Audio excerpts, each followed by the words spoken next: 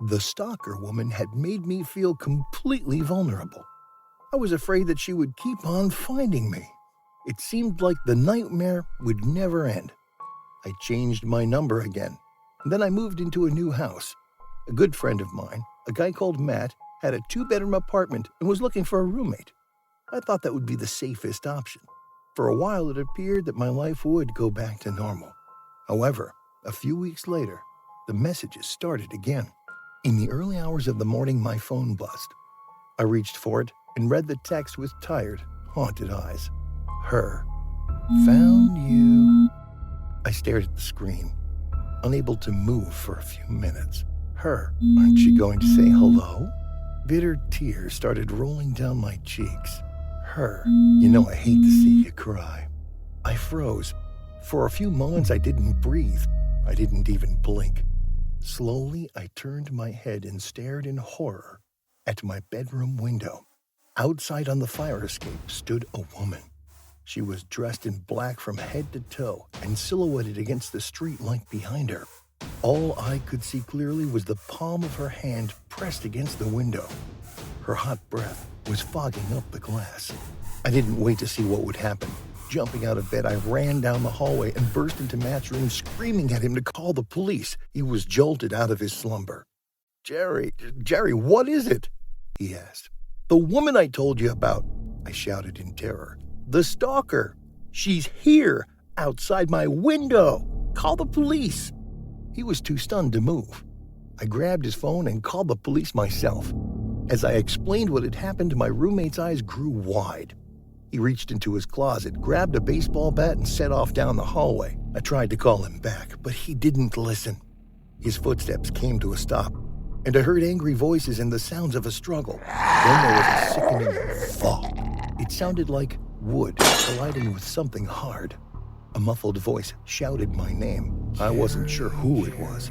I heard someone moaning in pain, followed by a loud thud. Then the entire apartment was eerily silent. "Matt! Matt!" I yelled, but there was no answer. I crept out of his room, and as quietly as I could, I made my way towards the kitchen. Grabbing a butcher knife from the kitchen drawer, I pressed myself up against the wall and tried not to make a sound. In the doorway, I saw a large shadow appear. It was the silhouette of a woman. She looked much larger than Matt. "What do you want?" I screamed. "I already called the police. They're on their way." The woman just chuckled, a quiet, menacing chuckle. Then she started walking towards me, and I could hear her muttering my name under her breath over and over again. Jerry, Jerry, Jerry, Jerry, Jerry. I didn't move. There was nowhere left for me to run. She came right up to me, and her face was inches from mine. She was older than I thought she would be. Her dark hair streaked with gray. Her eyes were hollow with large black circles underneath. Her teeth looked like they were rotting in her mouth. I was holding the knife behind my back. As her fat hand reached from my neck, I let out a primal scream and lashed out as hard as I could. She stumbled backwards, a shocked look on her face. The knife was sticking out of her chest. I pushed past her and ran out into the hallway. She tried to follow me, but when I looked over my shoulder, I saw her drop to her knees. Then she fell face down on the carpet. I wasn't sure if she was alive or dead, and I didn't want to take the chance. I ran into my bedroom and locked the door behind me. Matt lay slumped against the wall, a large purple bump already forming on his forehead. He was unconscious. I hurried over to him and cradled his head in my arms as I waited for the police to arrive. I cradled Matt gently in my lap and whispered to him everything was going to be okay. Then I heard sirens in the distance, and soon the flashing lights were outside. The police yelled out when they entered my apartment, and I heard them talking outside my room. They broke through my bedroom door, and I looked up gratefully.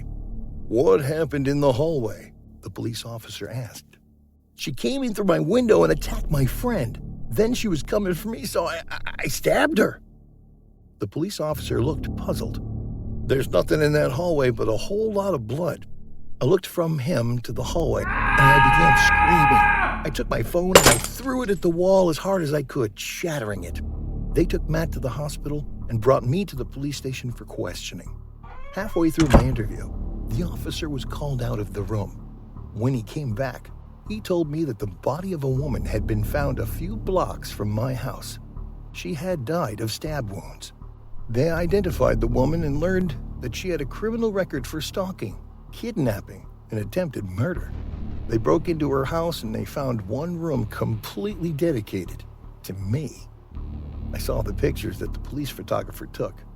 The walls were covered from floor to ceiling with images of me. In some of them, I looked no older than 13. There was a lot of sticky stuff encrusted on the walls and the pictures. There were pillows and an old blanket on the floor. I thought I recognized the blanket. It was the one that I had lost when I was a child. They also found the remains of a young man's body in her freezer, a boy who had disappeared almost 20 years earlier. He had been her first obsession. She was 48 years old when I killed her. She had no family or loved ones. She had lived like a hermit most of her life.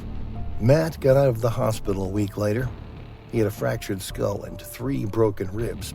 We moved into a new apartment, one with an alarm system and reinforced windows. We're the best of friends and inseparable now.